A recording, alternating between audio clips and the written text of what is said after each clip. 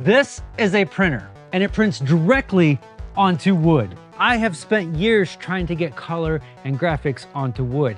CNCs, lasers, veneers, dyes, image transfers, none of that does this. I used to be a graphic designer, so I'm always trying to incorporate shapes and colors into my woodworking projects. This to me is an absolute game changer, especially since I love drawing on the computer. Today, we are going to print directly on wood. I can't even tell you how excited I am to have this capability in the shop. I've got this shaker table that I've made. It is made out of solid cherry, but for the top, I want to add an interesting design. So today we're going to use the eufyMake and my graphic design background to come up with this crazy pattern that we were going to print right on top. So we're gonna start off with an easy win, just printing directly onto wood. And then we're gonna move up to some more complicated and mind-blowing things. Like, I'm really excited about the next project, but let's get an easy win first for my very first project. This is sponsored by eufyMake, and we're gonna get into the details about this machine later, but right now, let's just print something. Let's just get that easy win. I got my tabletop into two sections because it's a little bit bigger than what the machine can handle. I'm already pushing the machine to its limits. So we're gonna print one side at a time. So I'm gonna take the right side and stick it in the machine here. In the software here, I'm gonna say take a snapshot. And what it's gonna do is it's gonna pull the board in and out, take a bunch of photos, and then stitch them together. So in the software here, it took a photo of that piece of wood. I can now import the graphic that I made, and I split it in half, and I actually have to rotate it here, so I can do that in the software. So I'm just lining up the edge of the artwork with the edge of the board. That is looking pretty cool. In here, we have a choice of, we can just print a flat image. We can print a raised image. Since this is a tabletop, I'm going to keep it flat. I think we just go ahead and hit print, and then we roll. That camera is pretty darn accurate because that is about the distance that I put that center line to the edge of the board, which is exactly what I need for this project. All right. Oh my goodness, this looks amazing. Holy cow. The colors are so vivid. That's so cool. All right, so now I get to do the other half. This one is done. If everything went according to plan, they are going to line up perfect. So, oh, that is so cool. That is so freaking cool. In my artwork, I put a line right down the middle, and the plan is to now cut that line off on that one, cut the line off on that one, glue them together. Normally, you have the luxury of sanding after the glue up, but we don't this time because we don't want to sand away our design. So we got to be really careful on this glue up. And there we go. We'll just let that dry for an hour. It's been almost an hour. I've got it all sanded before I printed on it so we can add our shellac. I just wanted to get that quick win out of the way to show you that you can print directly on wood. For me, for somebody like me, that opens up a lot of possibilities. Now, let's up our game. I have what I think is a pretty cool idea. I am going to print on 4 panes of glass and have space between the glass so you get this 3D effect. I'm going to experiment with some different types of images. I don't know if it's going to be like one image where you kind of see the parallax effect, or if it's going to be more of like a street art thing. I'm still working on that, but what we can work on right now is the frame. The frame is going to be shadow box thick, maybe even thicker, and it's going to have grooves for each one of the panes of glass. And there's going to be space in between all the glass. A normal frame has 4 sides, a top, bottom, left, and right. I'm thinking this only has a top and bottom. So from the side, you can see the different layers in the panes of glass. I haven't quite figured out how this is going to work, but problem solving in the middle of a project just makes for a better video. It also forces me to be creative.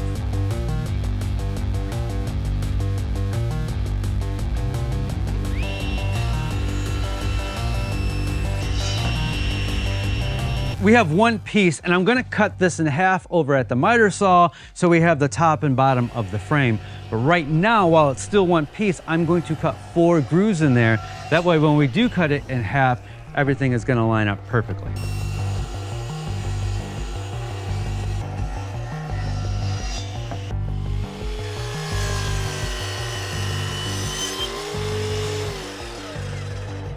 We have the top and bottom frame, and there's gonna be 4 panes of glass between there. How do I connect everything? There are a couple of ways. I could somehow glue the glass in there, but I'm afraid that if the wood moves at all or pinches on the glass doesn't give and it can break. I don't wanna take a chance because there's a possibility that this could go to somebody else. Another thing that I could do is drill holes in the glass. And so the glass comes up, and then there's a bolt running here, here, here, and here that's holding all the pieces together. I've never drilled holes in glass. I've cut glass plenty of times, but drilling holes in glass is a long and painful process because you got to use a special bit. I have no problem getting the special bit, but from what I found out is you got to drill part way and then you got to flip it over and drill the other way, and you have to go real slow because any heat in there is going to break the glass. Too much pressure, it's going to break the glass. Too much friction is going to break the glass. Each hole takes about 20 to 25 minutes to drill through by hand or the drill press. And there's 4 panes times 4 holes for each pane. I don't know what the math adds up to, but that is way too many hours of drilling holes in glass that I don't want to do. So what I've come up with is we're going to drill 2 holes on the left side, 2 holes on the right side, same thing with the bottom piece. And then we're going to run threaded rod through the whole thing and then cap nuts on the top and bottom. So the threaded rod and the cap nuts are all part of the design. It's all part of the frame. It's going to be exposed. I want people to see how this is held together. So many times I have exposed hinges, piano hinges, and people are like, that's ugly. No, it's part of the piece. When I made this wooden toolbox, people hated the exposed piano hinge.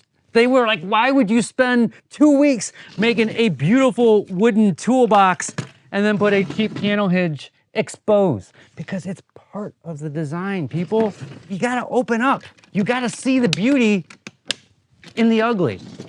I don't have the threaded rod here. I've got it on order. McMaster Carve will be here tomorrow, but I wanted stainless steel so it doesn't rust over time.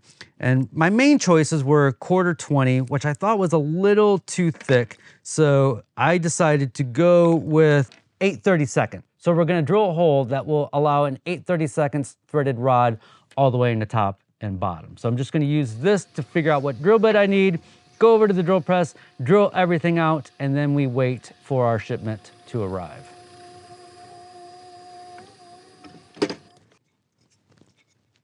Our shipment has arrived. I'm even more excited than I was before.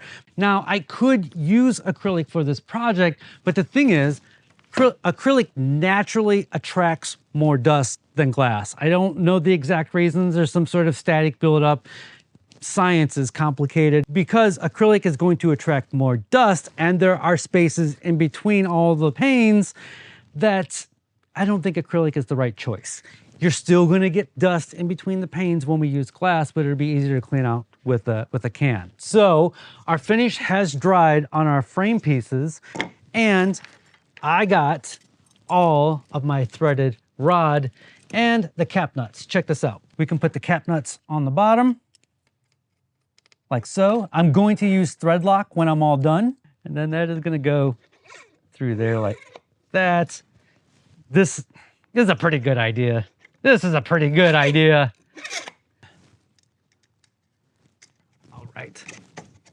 Oh, look at that. So you're going to be able to see everything exposed from the edges. Right now, there's nothing keeping it apart, but when we put those inserts in there, that is going to look really, really cool. So the original plan was to use 4 panes of glass. I have decided to use 1 sheet of wood for the back with 3 panes of glass in front of that. This is the kind of stuff that I'm really excited about. This is a piece that could potentially end up in my art show coming up in a few weeks.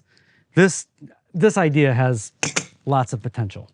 the exposed rod, the cap nuts, that's gonna look sweet. Also, look at that cherry. Woo! You kidding me? You kidding me, bro?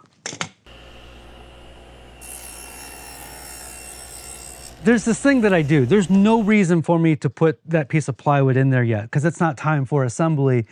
But I don't know how to explain it. I need to see the thing, what it's going to look like so I can enjoy the thing more as I'm making it. Probably makes no sense, but just seeing this gets me excited. It's funny, I live in what is considered the Glass City, Toledo, Ohio, makers of glass for, I don't know, 200 years. Toledo is known for their glass. And we have like a glass sculpture museum type thing, but I can't get Toledo glass in Toledo. So I got what is probably foreign glass from the Home Depot.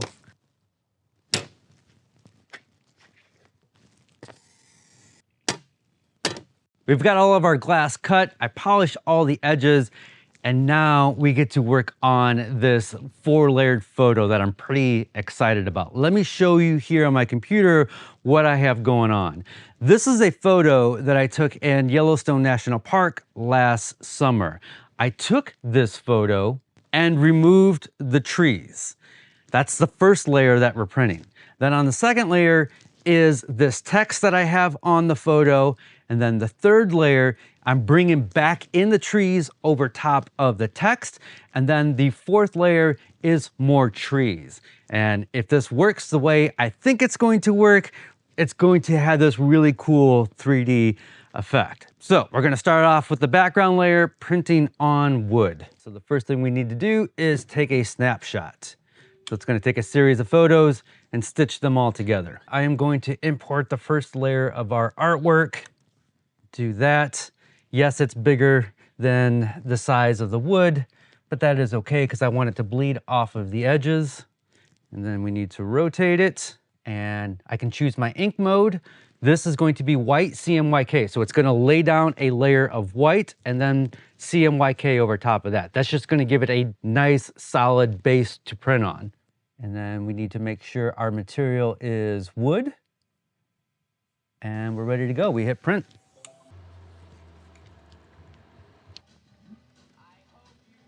Okay, there is the first layer. That took 1 hour to print. That is a big print, and we're almost maxing out its capabilities on solid wood. We're gonna talk more about the capabilities. You can actually print up to 10 feet long. We'll get to that in a second, but let's continue working on this. That looks so freaking good. This is something I've always wanted to do. I just love the fact that I can now print directly on wood. And so for the next layer, we're gonna throw in a piece of glass. For this layer, we need to choose glass, white CMYK, because we wanted to put down a base of white before printing color. We're not gonna do that with every layer. And then we hit print. One more layer to go. We've got the final layer in there printing now. I am so excited to piece this all together. So this video is sponsored by eufyMake, the maker of this UV printer. I've tried all kinds of image transfer techniques onto wood, and to have something like this in my shop really is a game changer for somebody like me. Let me explain quickly how this works. Your normal inkjet printers sprays ink and then it soaks into the paper. This uses a liquid resin that's curable with UV light. So it squirts the UV resin and then a light immediately goes over top of that and cures it. So when it comes out of the machine, it's already cured, and that is why you can print on so many different materials. Almost any material that you can think of, as long as it's somewhat flat. You got glass, wood, plastic, acrylic, metal, whatever you can stick in there. If it fits in there, you can basically print on it. Game changer is a overused term. I get it. It's a game changer. And unlike image transfers, which I've done in the past, the colors come out super vivid. This only has blues, but the table that we made earlier, all the colors are bright, vivid, they pop. I've got my art show coming up in June, and this perfect timing. This is perfect timing, and I've got some crazy ideas that I can't wait to use this for. What I've done today is just flat printing. It can also build up layers up to 5 millimeters thick. So what it does is it keeps putting layers of white down to build up layers. So in the software, you can use the software and you can like emphasize brush strokes or whatever you're doing. It auto detects a depth map, so you can have different heights within your image. If you're crafty enough, you can also upload your own depth map, which is just a grayscale image. This is a moon that I printed on a ceramic magnet. I forgot to mention, it can print on ceramic as well. And I got the moon raised, and then you can feel all the craters on there. Like, this is so freaking cool. 5 millimeters thick. UV printing is not a brand new technology, but it is brand new for consumer use. A machine like this used to cost $20,000, and now we have something like this. It's still an investment, but if you're into crafts and sales or just making cool stuff, $24.99 is a pretty darn good investment if you're asking me. It does come with 2 different beds. It's got a smaller bed. You can close the doors while it's printing. And then I've got the larger bed in there, which is around 13 by 16 inches. There's also a rotary attachment, so you can print right on tumblers and coffee mugs. Here's a thing that I'm about to try here in a little bit. You can print on a roll of film up to 10 feet long. So you can, basically you can print stickers and then you remove the film and then you got like, it looks like a die cut sticker. Or if you need to print out something really long, you can use the roll film and then attach that to your piece. So you're not limited to the size of the bed. For the picture frame that I'm making here, all of the images I am printing with a white base layer. That makes the colors pop a little bit more. It keeps it opaque. For the text layer, I wanted it to be translucent. I want you to be able to see the background through it. So I told it within the software to not print the white layer. And this is looking really cool because now it's casting a shadow on the back layers. This machine has been out for about a year. It started as a crowdfunding campaign, but starting today, May 6, 2026, it is now in stock and ready to ship. There is launch pricing running through May 20th. The basic bundle is $2,299. And if you want the rotary and laminator attachments included, the deluxe kit is $2,899. There'll be links to everything down in the description. Let's piece together this picture frame. Check this out.